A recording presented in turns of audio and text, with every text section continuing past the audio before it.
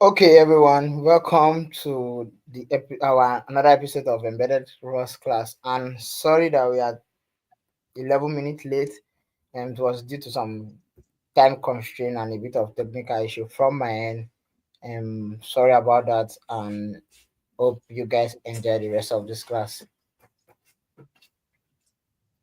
Hey, welcome everybody. Really excited to talk to you more.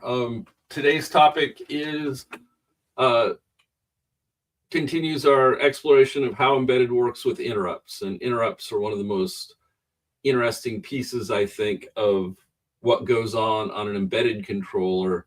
That's pretty different from anything that happens when you're writing user level code. So I'm real excited to do that today. Yeah, sorry we're starting a little late, but I think we'll be able to make most of it up. This will be recorded, so anybody who missed the start can or missed this can get it later, I think.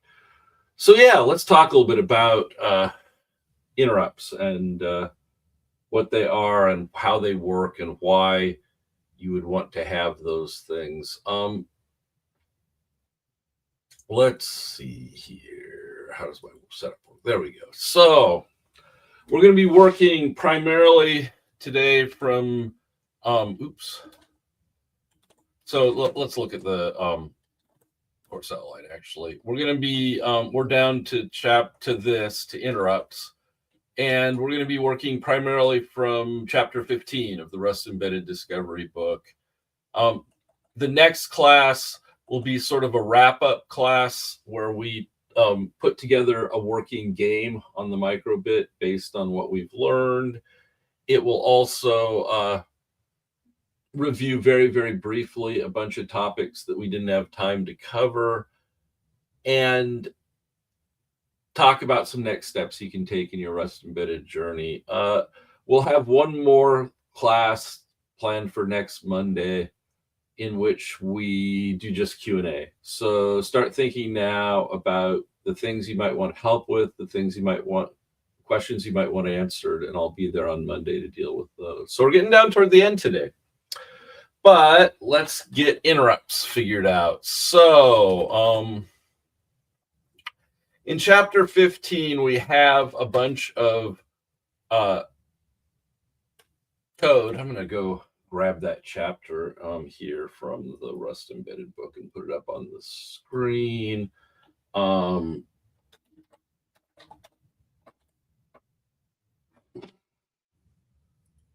And the idea of an interrupt is really simple, but to understand it, you kind of have to understand how things are running again. And that's, I think we all do, but let's just remind ourselves that when we write our Rust program, we compile it down into machine instructions. And those machine instructions are what actually make the microbit do things. And we talked about the no op instruction, which is a special instruction we stuck in our program at one point. But normally the compiler chooses what instructions correspond to the Rust code we do.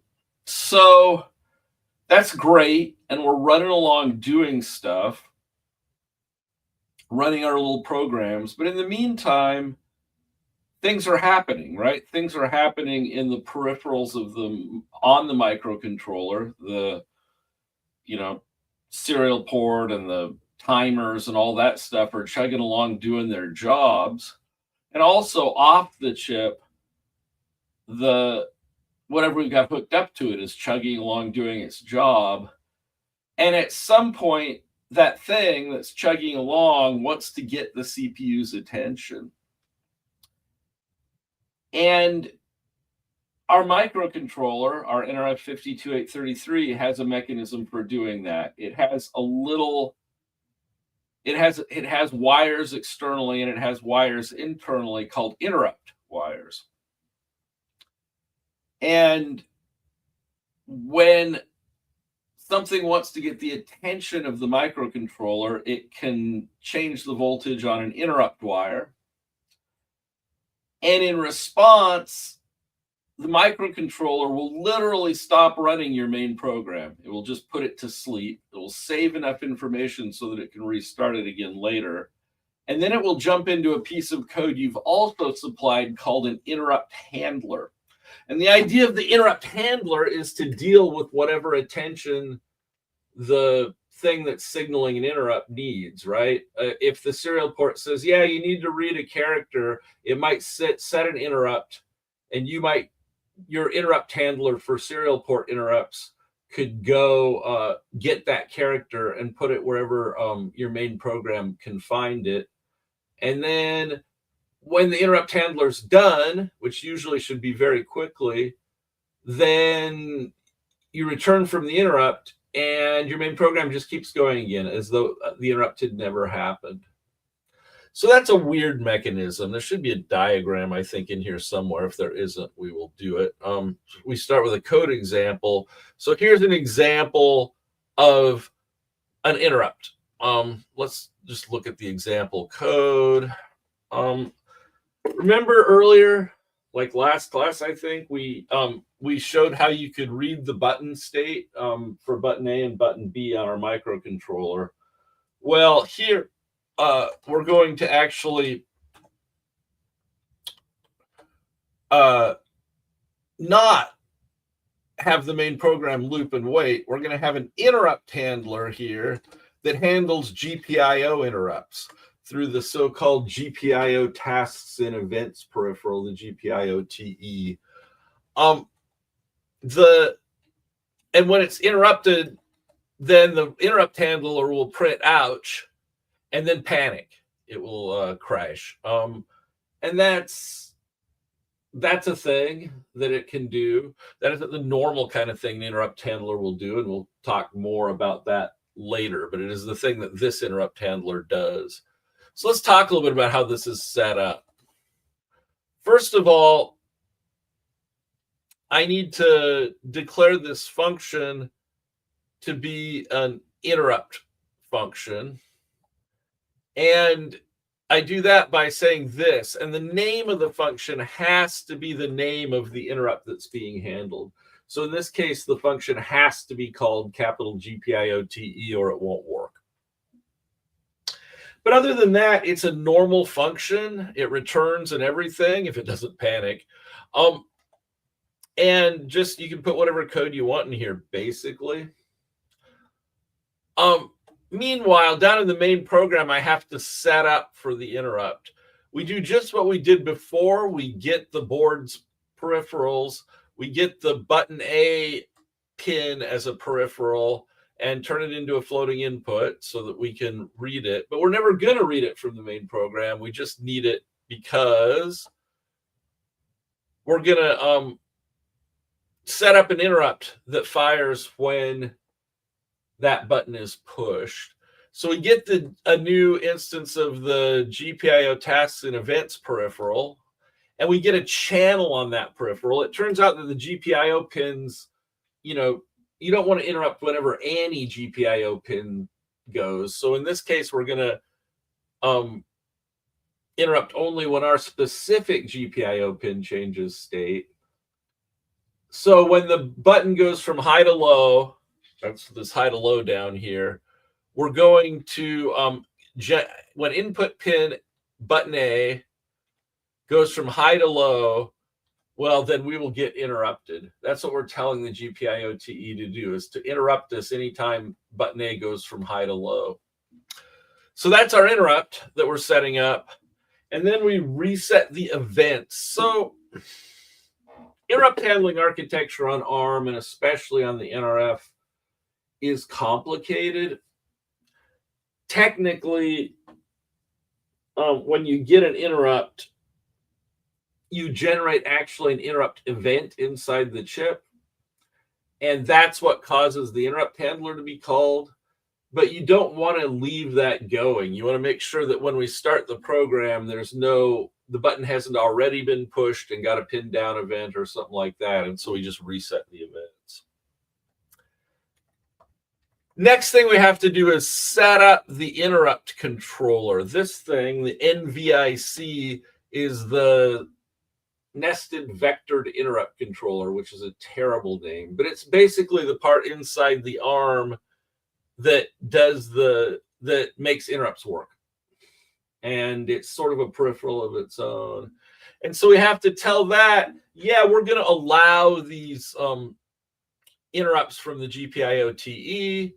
By default, the chip will ignore interrupts from the GPIO-TE. So you can interrupt, this thing can interrupt all at once and nothing will, all it wants to, and nothing will happen. And then the other thing we have to do is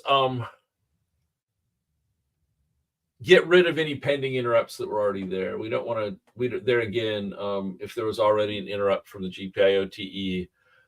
A lot of the problem with interrupts is that an interrupt is essentially a separate task running at the same time as an interrupt handler is essentially a separate task that can run sort of concurrently, not actually at the same time, but it feels like the same time with the CPU, right? Between any two instructions in the main program, you might take an interrupt. And so you have to be really careful that the timing of everything is just so. There's a whole bunch of timing stuff that happens. But anyway, if we do all this, if we get the interrupt handler set up, and then we get the interrupt set up on the GPIO peripheral, TE peripheral, and then we set up the interrupt controller so that we can take the interrupt.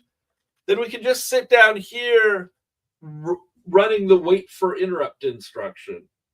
What does the wait for interrupt instruction do? It puts the processor to sleep until an interrupt happens. So the main program isn't actually doing anything. It's just waiting for an interrupt to happen. And when the interrupt happens, it won't do anything either, except afterwards, if we didn't panic, it would wake up from this WFI instruction and go around the loop one more time.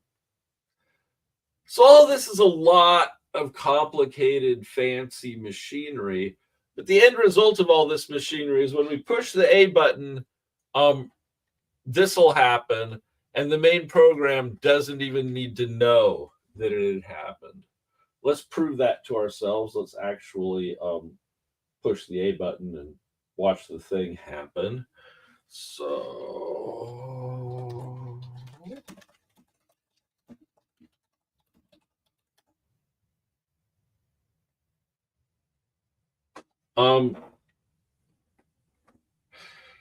okay.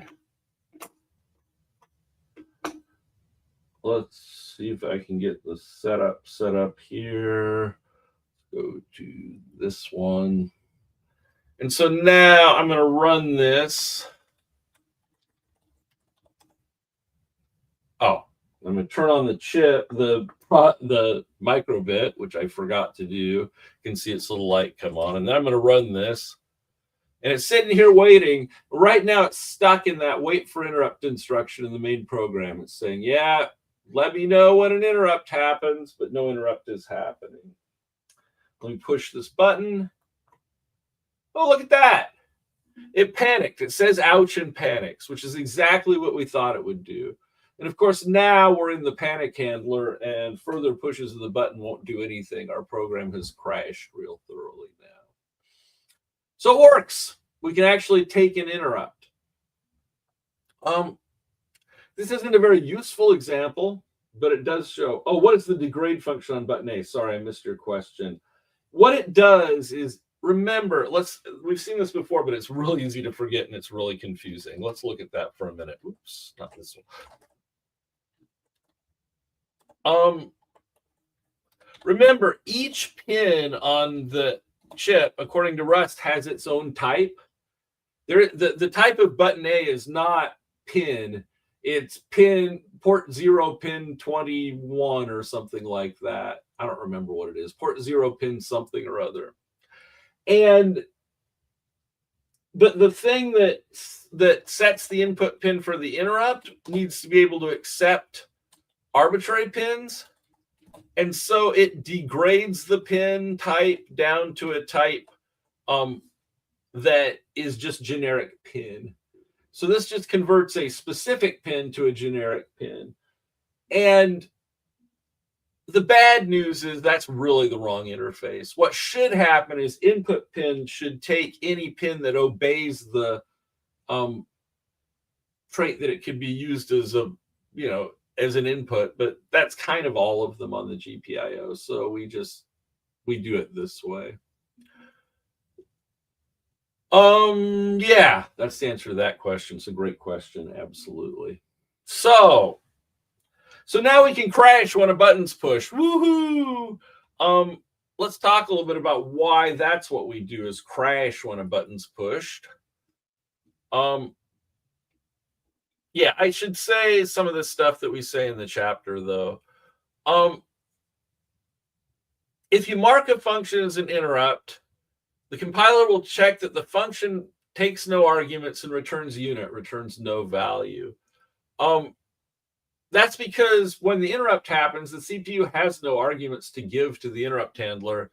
It has no place to put a return value if you returned one. So you're stuck with that. So the way this is implemented is using something called the interrupt vector table.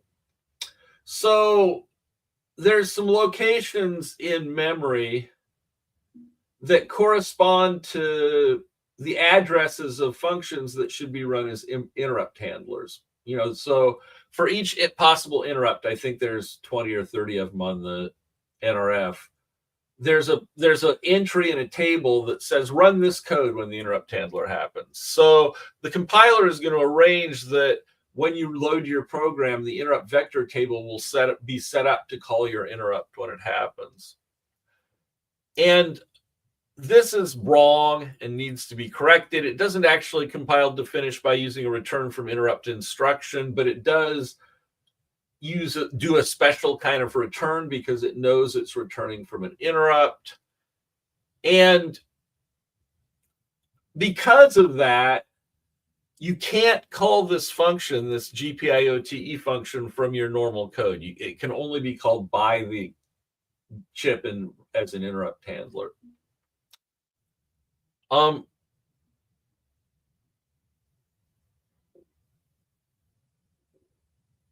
Yeah. And why did it panic? Well, let's find out why we panicked. Let's not panic. We'll comment this out for a bit, and we'll try running our old program again. Everything looks cool. And now I press the button. Uh-oh. It keeps printing ouch. That's not good. That's a lot of ouches. And it doesn't matter. The microcontroller is just spinning. But why, once it's run the interrupt handler, why does it run it again and again? I'm not pushing the button more. Well, the answer to that is that, remember how I said that it's complicated and there's this stuff with events? Yeah, let's look down here. This interrupt happens in response to an interrupt event. And handling the interrupt does not clear that event. It leaves it posted. So the minute we return from this interrupt handler, the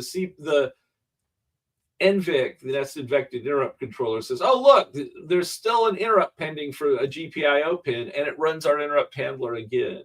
And when it finishes, it's like, oh, look, there's still, so we need to clear that. We need to clear that event. And the problem with that is the way you clear the event involves talking to the GPIOTE, but the interrupt handler doesn't have access to the GPIOTE, right? All the interrupt handler has access to is the global variables, and this is not in a global variable. And so we're in a lot of trouble now. We need to clear this to get rid of the interrupt, but we can't clear it to, clear the event to get rid of the interrupt, but we can't clear the event because we don't have the capability to do that. That's not good. So let's go down here. We could try it down here. We still own the GPIOTE here. So I could say, well, every time you wait from an interrupt, do the clear thing. I don't remember how you do that. Let me look at the examples.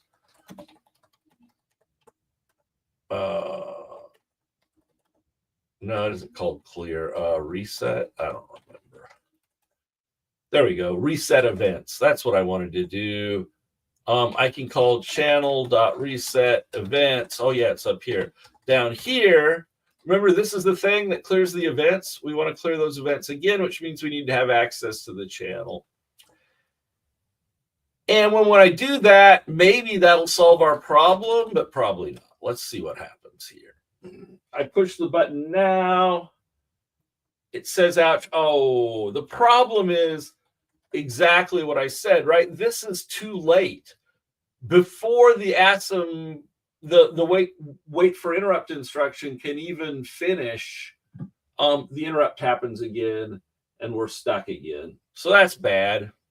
That doesn't let us solve the problem. What we really want to do is call this here, but we don't have access to that channel here. That's not so good, right? So if I try to compile this, it just won't compile. Oops, it will compile because I can tell it what to build. There we go. Can it find the value channel? Of course it can't. We don't have a channel. So we're going to have to somehow give the GPIO-TE interrupt access to this channel, and that's the next tricky topic. Like I say, interrupts are not huge, but they are tricky. There's just a lot to do with them, especially on ARM, which is super complicated. We talked about the NVIC a little bit. One of the things you should know about the NVIC that is kind of out of place in this chapter, honestly, I should move it. But what happens if there are two interrupts? What happens if some interrupt happens while another interrupt handler is running, right? Those are the kinds of questions you might ask yourself. Well, what happens is that lower priority interrupts wait for higher priority interrupt handlers to finish. And that's part of what this event system is about. While I'm sitting here running a GPIO-TE interrupt, if some higher priority interrupt happens, the GPIO-TE interrupt handler will itself get interrupted by the higher priority handler. If, on the other hand, it's a lower priority interrupt, or even the same priority interrupt, then we'll just note that an interrupt has happened, and we'll handle it when we return from here. So that's part of what the NVIC does. It's the nested vectored interrupt controller because it's vectored. It uses that vector table we talked about earlier. And it's nested because interrupts can happen inside other interrupts, and that will all be handled, interrupt handlers, and that will all be handled properly. Yeah, we talked a little bit about the vector table. It looks like there's 48 interrupt handlers in principle for ARM, and each one has a vector. But this is all very much under the hood stuff. And I would encourage you, unless you just really are super curious, not to bother understanding the details, just understand the ideas. So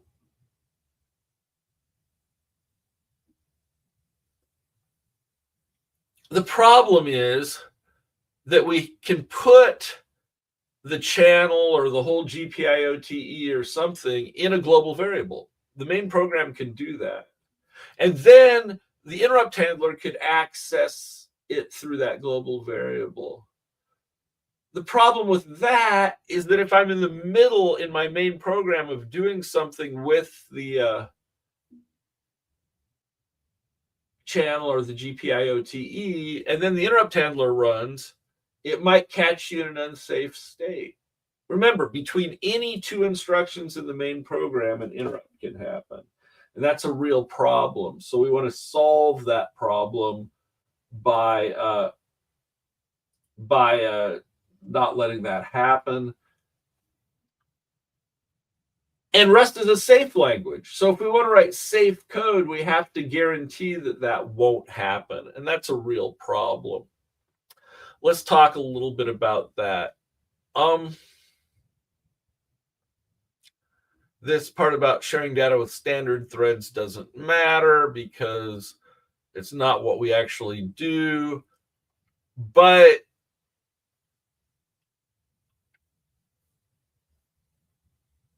we can't past the GPIOTE or the channel to the ISR as a function argument, because the function doesn't take arguments, has to be in a global. And one way we could do that is just, and the way we do that in Rust with the standard stuff is with the critical section crate. So what the critical section crate does is it lets you make sure that the interrupt handler can't mess with the state while the thing's in the middle of accessing it, while the main program's in the middle of messing with it. And that's great, but how does that possibly work? Let's look at our examples.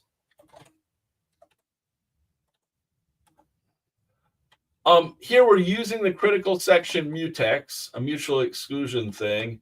And this is a fancy Rust type, right? This is a mutex whose contents are a ref cell, that is a mutable storage location, the storage location is a usize storage location. So when we make this static counter by calling mutex new ref cells new 0, then the value 0 is put into that storage location, and that storage location is protected by this critical section mutex. But if you think about it for a moment, and the way you call this critical section mutex thing is with this with thing and a closure, which is really confusing. Remember, a closure is a kind of function, and the argument to that function is a critical section. So when you call critical section with, that closure on the inside will receive a critical section token.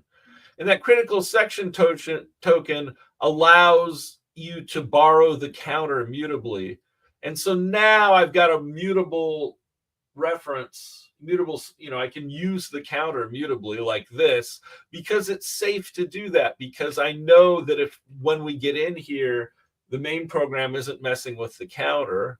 So I can update the counter, I can print the count, and then when I return from here, we're in good shape. And again, we're still panicking, so something's still wrong. That's the same problem we had before. If we just return, the interrupt will look like it happened again. So we still haven't solved that problem, but we're getting closer. So how does this work, though? What if this is called while the main program's messing with the state? The main program's not running right now, right? It was paused while we do the interrupt handler. And so I can't just wait for the main program to get done messing with the state in this interrupt handler, because it never will. We'll just sit here in this interrupt handler forever. How can this possibly work? Well, the trick we use depends on the fact that we have only one core, only one processor on the microbit. This is the rare case where that's an advantage, not to have multiple processors. Is what I can do is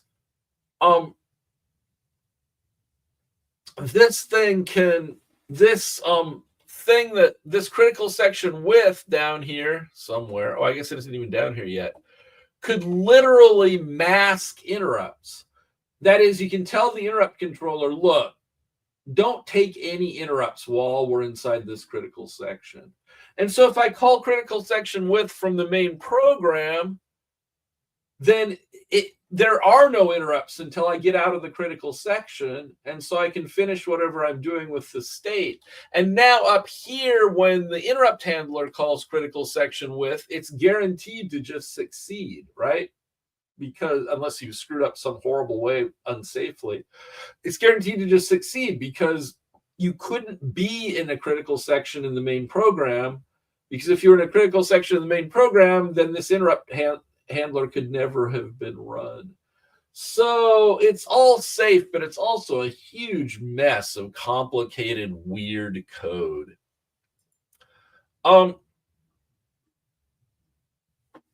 So the problem, though, is that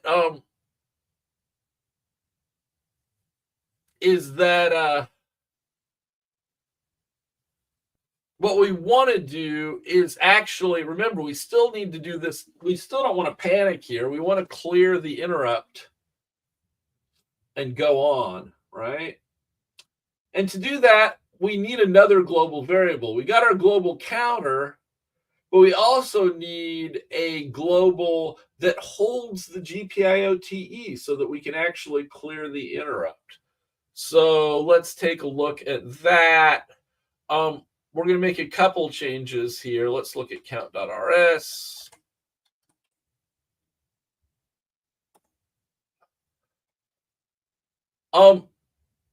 First of all, we're going to change the type of our counter to an atomic type because that's just cleaner and more convenient and probably what we should have done in the first place.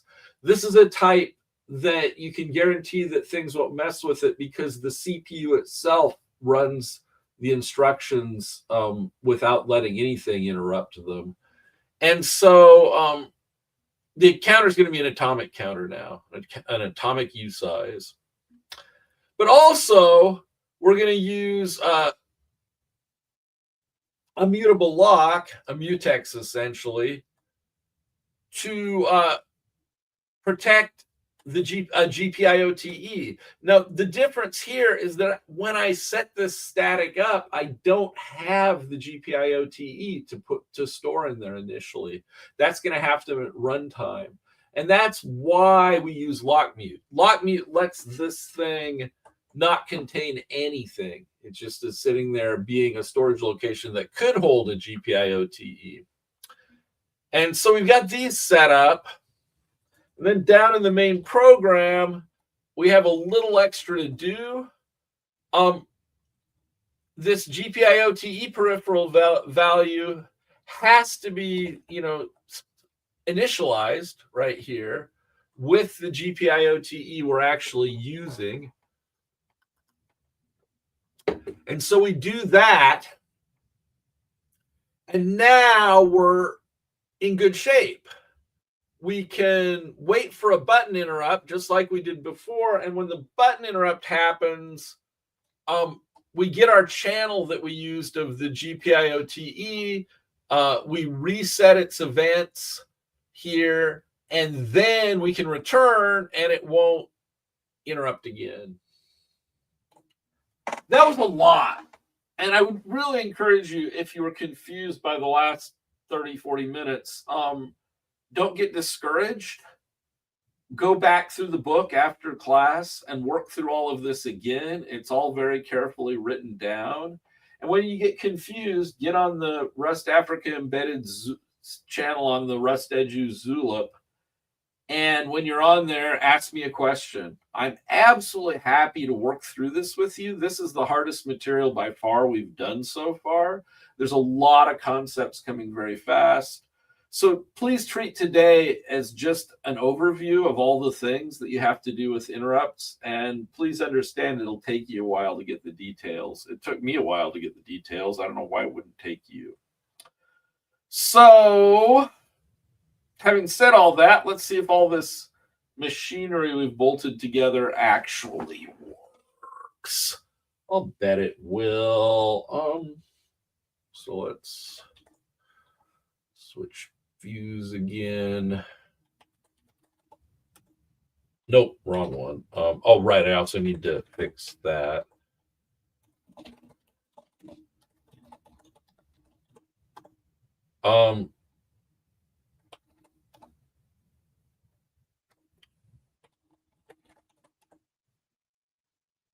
There we go. It's loaded in. It's ready to go. When I push the button, I get a counter increment.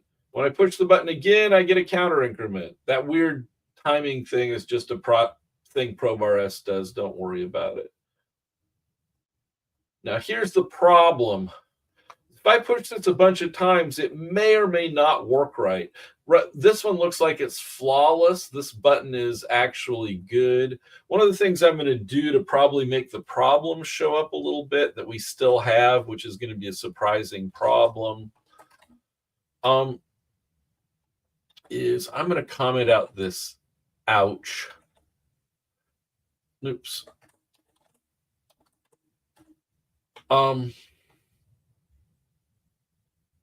I'm going to comment out this rprintln right here. And I'm going to print the count down here in this loop, right? And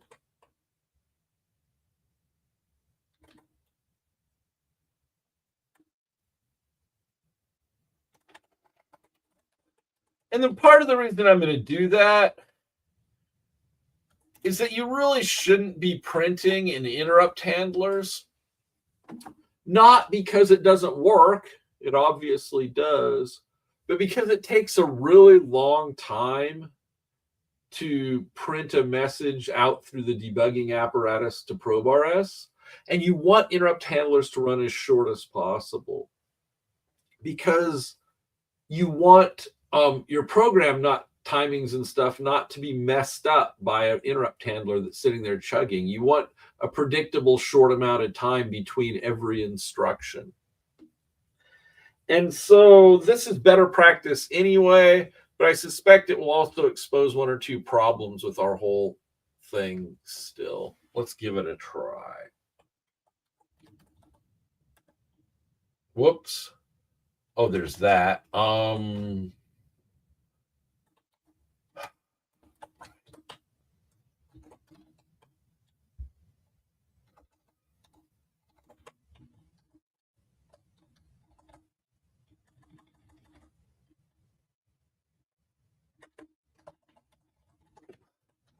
Right, because we're working with atomics, we have to do that. I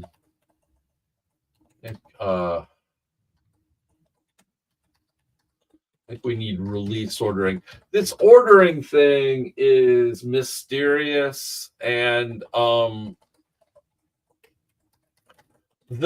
it does is talk about how the caches inside the CPU works.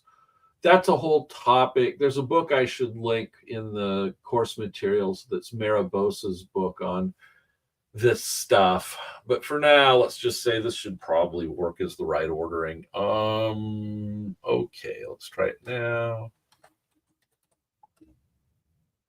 Nope. Nope. Oh, I see. What now? Unused variable count. Oh, I see.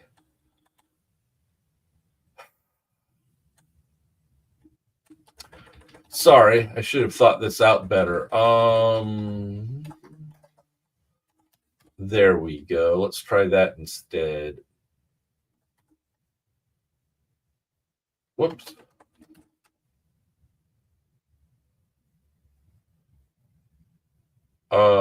Load maybe instead of fetch. I don't remember.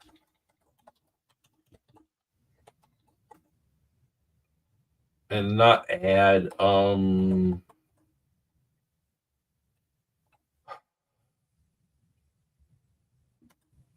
Sorry, I'm not used to working with atomics anymore, and it takes me a minute. All right, let's try that and see if it doesn't get perfectly happy now. Nope. Oh, right. So it should have been acquire. I was wondering. All right. Memory orderings are weird, and that's just how things are. Now, build. Sorry, that took more than I thought. But now we're running again. We've got our thing modified. And now we print the stuff in the main program. Oh, and everything's still beautiful. That's hilarious. Well, no, it isn't. Right. 1, 5, 6, 7, 8, 9, 10. Yep. Did you see that? That time when I pushed the button, I got 3 different increments, right? I got three interrupts from that one button push. That's not great. Why did that suddenly start happening? Well, it's because of something called switch bounce. And I think this is a good time to take a break and talk about switch bounce and what happens, because it's a hardware thing, as it turns out. So I'm sure that was all a mess. Let's take a 5-minute break and relax and reset our brains. And then at 56 after, we'll start again and do some stuff.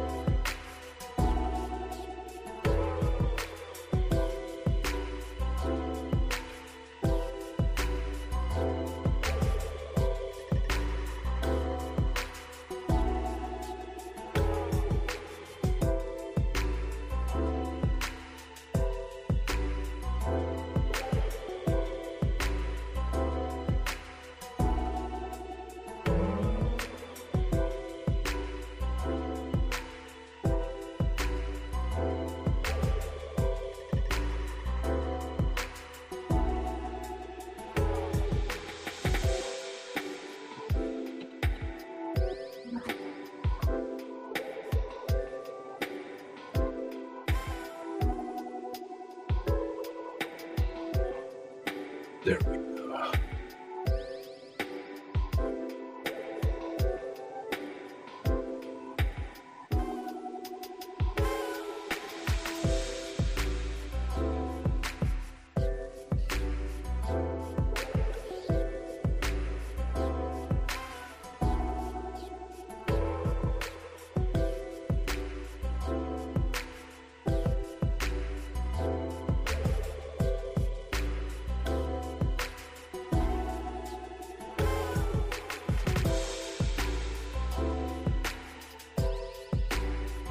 Okay, I think we're ready to go whenever you are, Mordecai.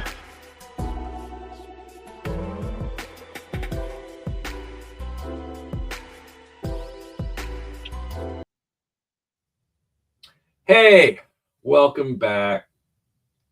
So, yeah, we when we left, we were talking about the problem of bouncing, and I want to look at that problem again. Here's a clear example of a bounce. If you look at the time that these two count increments happen, this corresponds to 2 interrupts. One of them at this time, which is 9 hours, 58 minutes, 26 seconds, 703 milliseconds. Well, look at the one above it and the one below it. Those both happened at that exact same time to the millisecond. I promise you, I can't push a button 1,000 times a second. And so what that means, oh, and there's another one down here. What that means is that these 4 events were all generated by interrupts, were all generated by the same button press. That's not so great, right? That's not a thing, and it shouldn't even be possible. So how are we getting this? Well, let's take a look at the microbit schematic for a second and talk about that, because what's happening here is super interesting, both for the immediate problem, but also because of a general thing you got to think about. Here's the schematic for a button, our buttons. Remember, when I push the button A input goes from 3.3 volts down to ground, down to 0 volts. And when I let go, it goes up. Well, this switch itself, this switch symbol on the schematic, this is like the most literal description of the inside of a part you can possibly imagine. Inside the switch, inside button A switch on your microbit right here is a little piece of metal that shorts these 2 wires together when you push the switch down. And when you let go of the switch, a spring pushes the button back to its open position. So literally this thing is just, when you push it, it shorts the switch together. And when you let go, it opens the switch. This is what's called a normally open switch. And that means that the wires aren't connected. Then you push the button and they are. And that sounds great. And it is great. It's an absolutely fantastic, whatever the heck it is. But this ancient and simple design has a little problem that only really shows up in the era of microcontrollers. And that's that mechanically, when I push this switch down, there's a time when it's just hitting the wires, when it's just hitting the contacts, that it closes, it connects it, and then it bounces a little or jiggles a little and disconnects it. And then it connects it again real fast and then disconnects again real fast. So, or at least that can happen and does sometimes happen. And what that's called is a switch bounce. And what we're seeing over here is that the switch essentially pushed itself 3 extra times because it bounced, because it jiggled. And the important thing about this, beyond we have a problem we need to fix, is that we get used to, when we're programming computers, not for hardware stuff, not for the real world, we get used to the idea that our hardware is perfect, right? Nobody ever who knows anything ever blames the CPU for executing their program wrong. Nobody blames, the printer for getting the wrong output. Here, the switch is just literally not working the way that it says it should, the way that you think it should, the way that it's supposed to work. Because to make it work the way it's supposed to work would be really expensive, mechanically difficult and expensive, right? And so we need to debounce the button. Exactly. We need to deal with this. And this is not just for debouncing buttons. It happens all the time in embedded. And so we deal with it.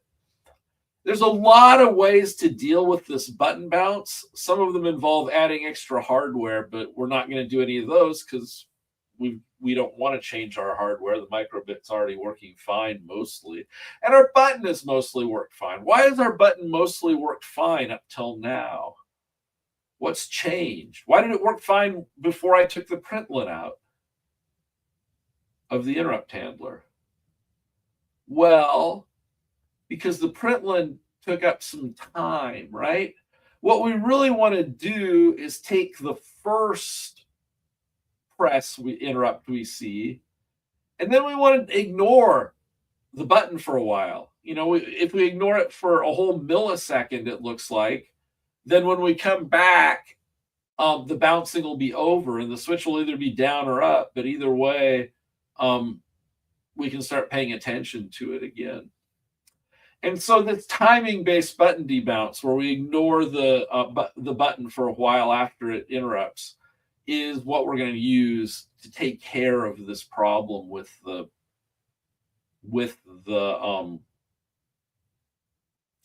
button bouncing. So I hope that was informative. Let's see. So let's stop this and let's write this code somewhere, because I actually want to count bounce.rs. Oh, there is a count bounce.rs already. Oh, how nice. I already did this. How sad. All right. So here's another version of the same code that I already wrote apparently in the past, and it looks identical. Well, that's embarrassing. Oh, well. So let's look at count dbounce.rs and see what we do to get rid of the bouncing. Should be all right. Now we've got to use a timer, because we want to control how long we wait before we turn the button interrupts back on. So our strategy here is going to be, when we get a button interrupt, we not only do whatever we were going to do anyway.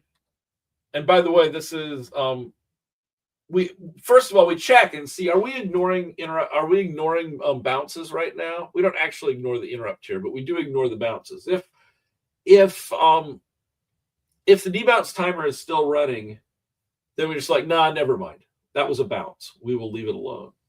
Otherwise, we'll get our values, we'll increment our counter, but we'll also start the debounce timer. And the debounce timer will count off some time before you can push the button again. We're actually using a long time here. We're using 100 milliseconds. So for 100 milliseconds after we increment the counter, anytime we get a button interrupt, we're like, no, we don't. No, let's not. And eventually that timer will go down to 0 and we'll be ready to take button presses again. And that's the whole story here. Why is it 100 milliseconds? Well, because the counter turns out to count 1,000,000 times per second. And so we take that million per second, divide it by 1,000 to get milliseconds. We want 100 of those. And there you go. So now we use this debounce time to actually debounce the thing. And otherwise, our code's exactly the same. Here, we're actually doing something different than trusting the WFI. We're actually going to check to see if the count is increased. That's interesting. And that's fine. All right. Let's run this.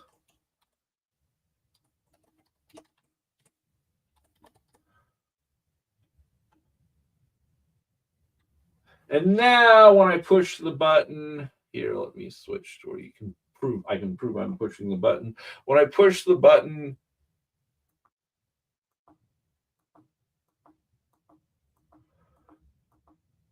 Oops, it's still bouncing. So our timer's not long enough or something else is wrong with our code. That's nice. Was it though? I think it was. A little confused. It sure looked like two different bounces that are just a little more than 100 milliseconds apart. And so apparently we're going to need a longer debounce time, which is mysterious to me. I don't remember that being a thing in the past.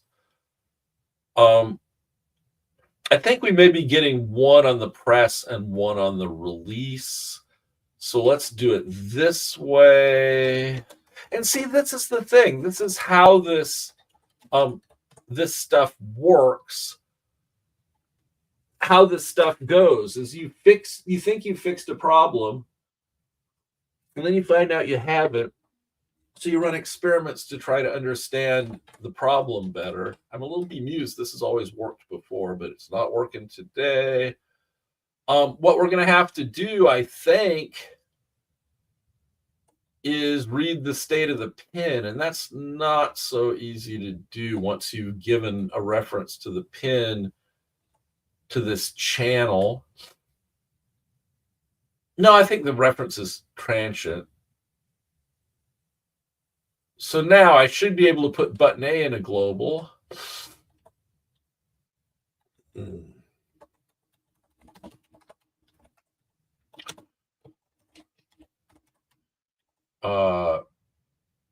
Oh, geez.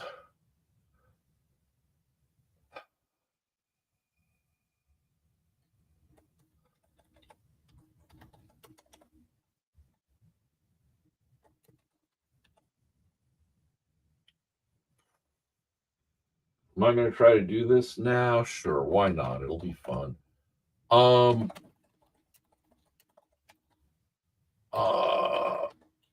We'll just get this wrong, and then that'll let us know what the type was supposed to be. That's a classic Rust typing trick.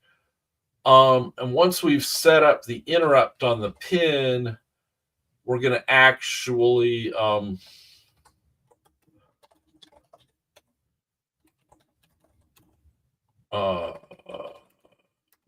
give ownership of that. So this thing can then read the pin here.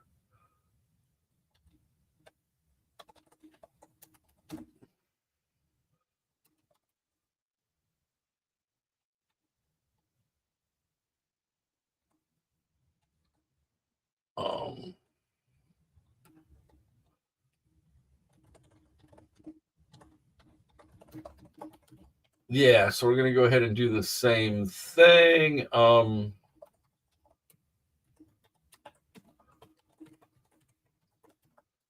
we did before. And we're going to say here, if button A dot is low, we'll do this.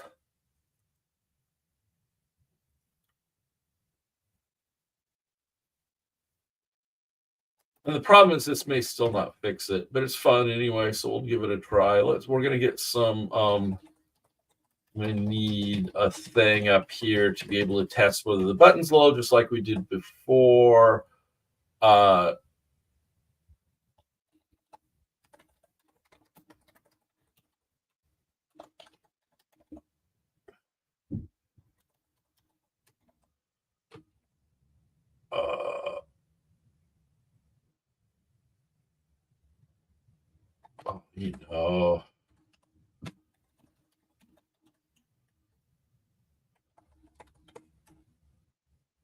Output pin, yeah, input pin. That's what I thought, but I wasn't positive. So we'll need that to be able to check whether the thing is low. With that, this won't compile.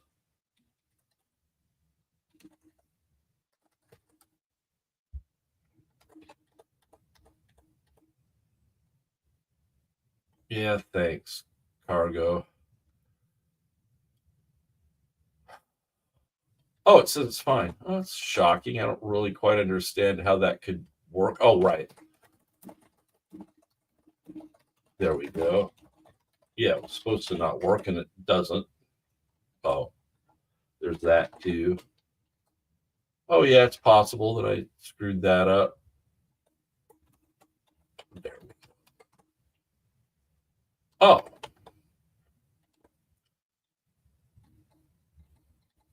Oh, GPIO pin. Yeah.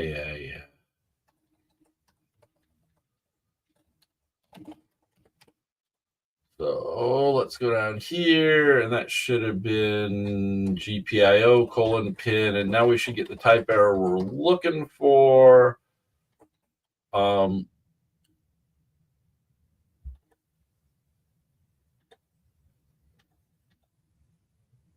Yeah, I don't remember.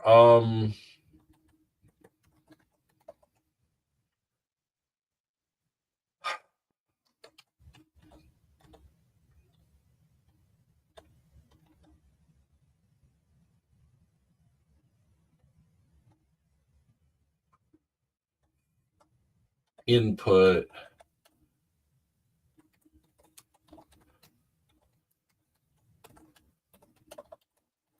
Right, so we have to tell it what kind of pin it is. Whoops. And now, what is that? I don't know. Oh, did I get the number of matching braces wrong? I did. Okay. Oh, right. And now we need to degrade the pin down here. Remember that degrade that we were talking about before? It comes into play again here because we don't want to make it store a specific pin. We just want to make it store a pin. So we'll degrade it right here to turn it back into a pin. And now we get use of move value button A. Oh. So we need to move the degrade up. So the problem here is that we're trying to degrade the same pin twice. It's not excited about that. So let's get rid of this degrade, and button up here where we do it, dot degrade here. That should take care of the borrow check error. And there we go. After just that, and the reason I wanted to do that in front of you is because I wanted you to understand sort of some of the process that I go through when I do a fancy thing. Close the with lock function, you said. For some reason, it didn't show up till way late, which is weird. You were right, and I did. Thank you for catching that. Totally forgot to. And now, if we run this, let's see if it fixes our problem. It might fix our problem. We don't know. All right. Nope. And the problem here is that we're reading too soon, right? I think the error is definitely happening when it bounces when it triggers while I'm releasing and it bounces. And in that, it's better now. It's harder for me to make it fail again. In fact, now I can't oops, there it did. Yeah, it's when I let go real fast. It will catch an extra bounce while releasing, and I'm checking to see if the button's still down, but it still is because it happens so fast. Our microcontroller happens at 60 million instructions per second. That means that it's what 20 nanoseconds or so. 20 billionths of a second between instructions. And so even really, really fast things are often not fast. Things that happen really, really fast are still caught. But we're much better now. And we can definitely think about more improvements that we could get here to this. Yep. See, there's one where it got one on the way down and one on the way up. And you can tell that's what happened because, it's 100 milliseconds between these. 100 milliseconds is a long time. So Yeah, debouncing is a pain in the neck, but you'll notice that for most purposes, it also doesn't matter. If I accidentally get an extra click once in a while, meh, end of the day, not the end of the world. But that's debouncing. So, I'm going to check out the old code.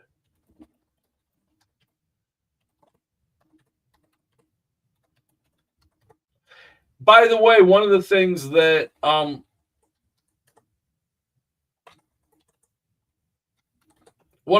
you should watch out for with this is that how much switch bouncing you'll get will depend on the switch. Because hardware is weird. And some switches will be bouncier than other switches. This one appears to be a particularly bouncy switch.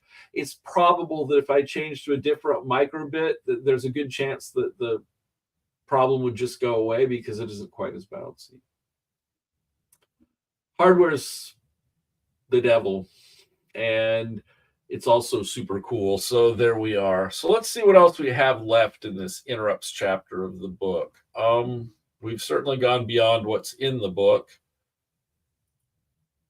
So debouncing, I'm going to fix that debounce routine for sure. But debouncing here, and it's doing this thing that we looked at.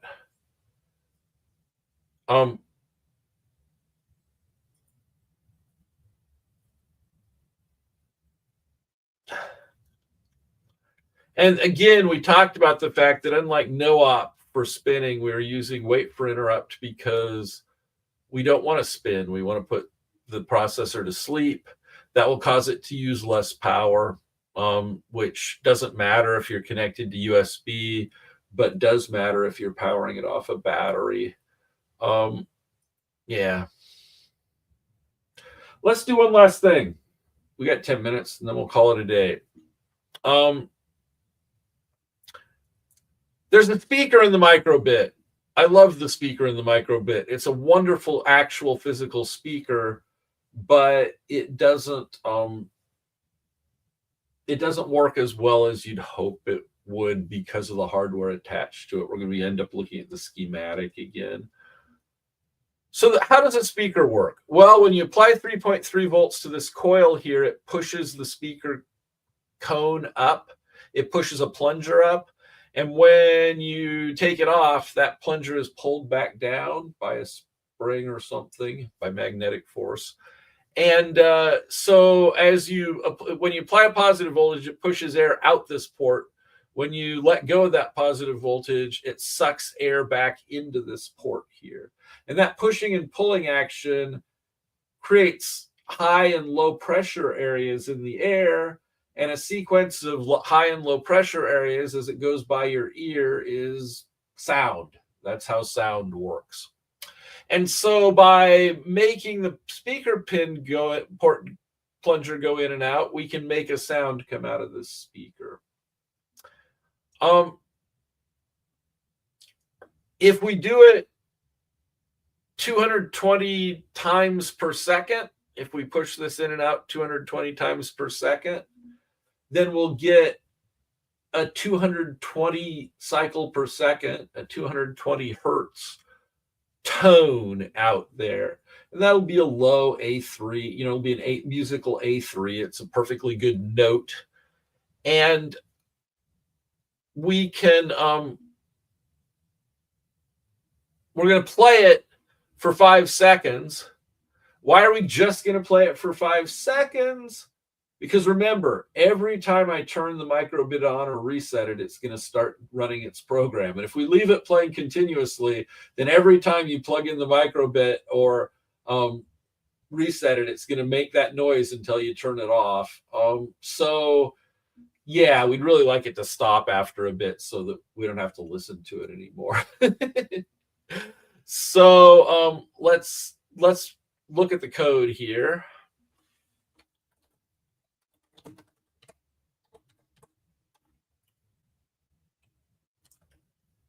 And this is pretty straightforward. We're not using interrupts yet. We're just going to do it. We're going to sit there in our main loop. And for however many cycles we decide to do this, we're going to push the speaker, set the speaker pin to have high voltage, and then set it to have low voltage. And between that, we'll delay by whatever the period is that we want. So it's push it out, wait, push it back in, wait. And that's going to produce our note, our musical note. So here's the deal with that.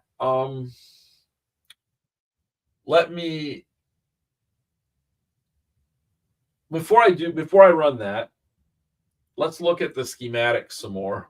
This is schematic day because we're working with hardware. Here's the schematic for the speaker circuit. If I can figure out how to scroll it. Come on. Oh, here's the scroll bar. Oop.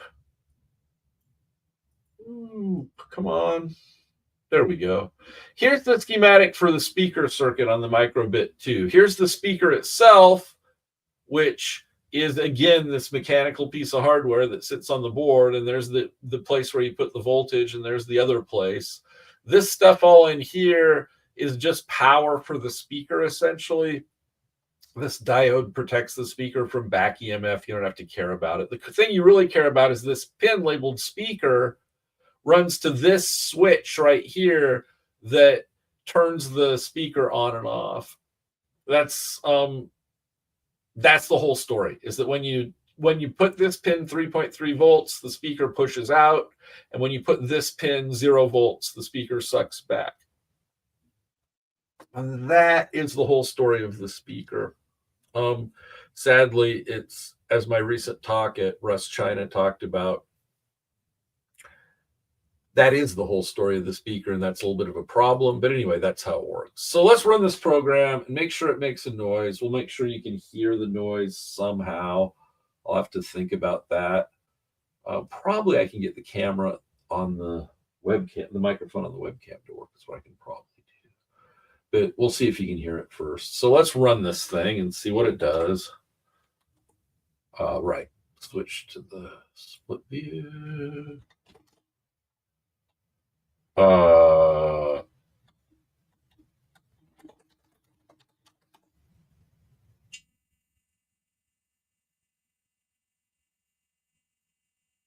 don't think you could hear that, right? Doesn't look like you can hear it. Let me try to fix it. I'm going to do some settings on my stuff for a second to try to get the thing to happen here.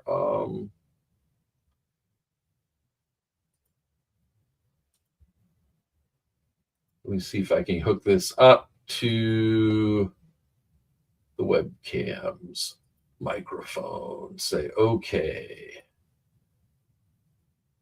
Yeah, that looks like it's kind of working. So let's see if, oh wait, that won't work if I do it here because you won't hear it here. I'm gonna disable this.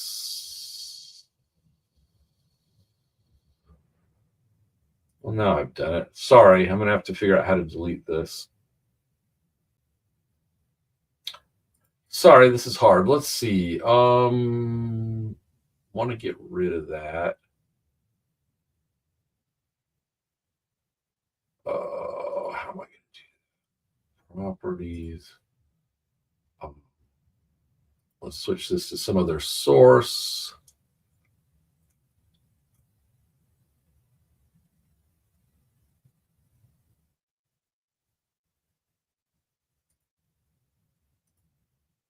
Okay, I don't know what that's doing now. You heard it slightly at the start. Yeah, one of the things that's happening, which is interesting, is StreamYard's trying to cancel it because it hears it as noise and shuts it off. Let me just hold it closer to the microphone. I'll go get a longer cable where we can run it that way and hear it.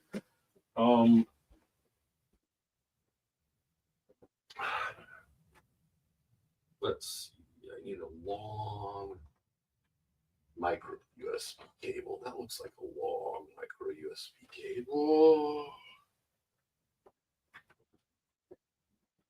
All right, we'll replace this little teeny wimpy cable that we had before, and I'll just hold it next to the microphone. I don't know how to delete this. Let me see if I can trash this guy.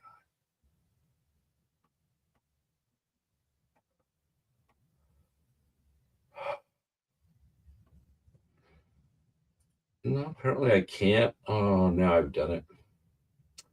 Okay, audio's gonna be messed up a little. It'll be fine. Everything will work fine. It'll all be grand. Great, I tell you. We're gonna get rid of the little teeny cable. We're gonna replace it with the long cable. And then with the long cable in place, you'll notice when I power it up, it goes for 5 seconds. Who knew? Just like it was supposed to. All right, we're going to try again and see if it'll pick up on our main microphone here if I reset it. So I'm just going to reset it. I don't have to upload the program again because every time I reset the machine, yeah, now it should be loud. I don't know why it goes away again. I think it's some kind of noise reduction thing. But you can hear it. You can hear it making a noise.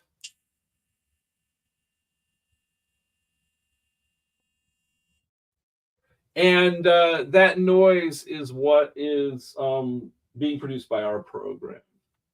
Now we have 1 minute left, so we don't have time to do the next thing except to just wave our hands at it. Let me do that real fast. I'm committed to finishing on time. The problem with this is that while the microprocessor is while your main program is driving the speaker, it can't do anything else. It's that they're stuck making a noise. That isn't ideal, right? So let's look at, I think this is, we're going to make a siren. And the way we're going to make a siren is we're going to actually have the frequency of the sound go up and down, but also we're going to make it interrupt driven. And the way we're going to make it interrupt driven is we'll just use a timer interrupt to change the speaker from in to out when the timer interrupt fires. And what that means is in our main program, we can be running something else. We start our siren going and the timer starts running. And when you need to move the speaker, a timer interrupt happens and it moves the speaker. And meanwhile, you're running your own code that does something else and never has to know about the actual siren code because the main program is doing something else. And that's the joy of interrupts, is you can get away with that kind of stuff. And I'd encourage you to work through this chapter, like I say, on your own and try some of this stuff out for yourself and play around with it. And in particular, try the example at the end and try to understand how that works. And I think you'll learn a lot about Rust and a lot about embedded from doing that. That's what I've got for today. And starting on Wednesday, like I say, we'll do some fancy stuff and have some fun. And I will see you then.